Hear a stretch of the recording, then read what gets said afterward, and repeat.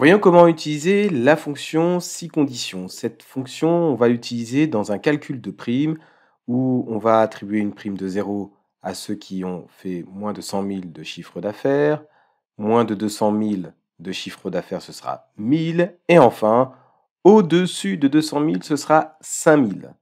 Alors, nous allons utiliser cette fonction, on va cliquer sur FX de la barre de fonction pour insérer cette fonction. Ici, dans catégorie, je me mets bien sur toutes. Et ici, je vais taper les premières lettres, SI. Et là, je vais choisir si conditions.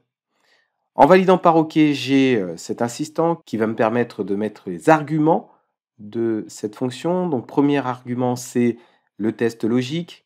Donc, le test logique, c'est si B2 inférieur à 100 000.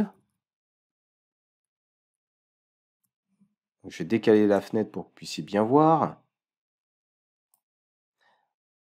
Dans ce cas-là, c'est une prime de 0. Deuxième test logique, c'est si on a B2 inférieur à 200 000. Donc dans ce cas-là, on va faire une prime de 1000.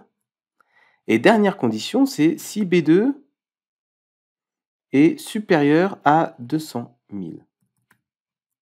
Dans ce cas-là, on va attribuer une prime de 1000. Alors, je suis descendu un peu trop bas. Voilà. Et là, on va mettre 5000, la prime. Il ne nous reste plus qu'à valider par OK. Donc effectivement, ici, c'est une prime de 20 000. C'est une prime de 0 puisqu'il y a eu 20 000 générés. On va descendre vers le bas. Et donc, on a bien, par exemple, ici 180 000, une prime de 1000, et là, au-dessus de 200 000. Ce qui fait que maintenant, il n'y a plus qu'à formater. On va mettre en monétaire. Et on peut, par exemple, enlever les zéros.